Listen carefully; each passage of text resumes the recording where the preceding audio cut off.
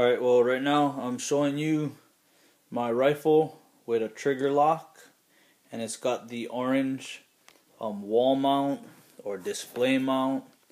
It's really just a weapons mount by Dandee. It's a Dandee's mount. I had to modify my trigger lock.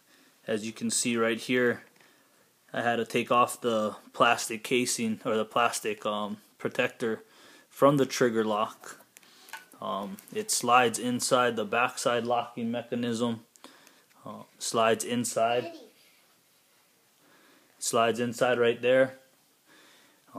This two screws right here mounts up towards the wall, and if you had two screws, as you can see right there, we could mount it up. Let's go over here, just place it against the wall. You would be able to mount it against the wall like so. Two screws, simple as that. It is a little flimsy, so for rifles you would have to keep the buttstock like on the ground, or if you had a shelf or something, that's really how it would mount. Let's see if I can balance it real quick. There we go, I'll just balance it. But you really couldn't notice, you just think the rifle is leaning up against the wall. Oh, watch my toilet. Leaning up against the wall. It would really be good if you had like a half mount or some kind of mount, bigger rifles or something like that, or even a deer head that you had on a shelf. You could, mount your rifle, or if you had a pistol, it would be ideal. Ideally, it's for a pistol. Let me go ahead and take off my trigger lock. Oh, excuse me. Oh, sorry. Let me get my key for my trigger lock, if I can find that. Trigger lock. This is the hardest part, is actually now trying to find the trigger lock key. Alright, so right there, I'm going to get a little close up. Oh. So the trigger lock, as you see, you just take off the trigger lock and it comes right out. One problem you run into with rifles, it's a little bit thicker on this top part, so you really don't get the lock too deep on there. That's one problem off the bat I noticed. Let me pull this out from right here. I had to take this plastic piece off of my trigger lock. You can see it inside there. I just slide it in, and you just slide it right back out. So I had to modify my trigger lock, take off this plastic protector piece, which basically, when it came like this with two screws. I had to take out the screws, pull this off, and slide the backside into the mount.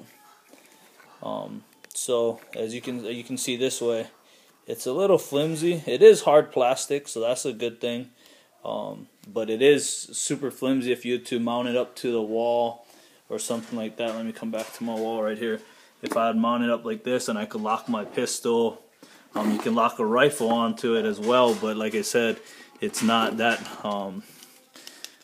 strong in this back part right here. If you had a drawer, this is actually ideal, like for a drawer.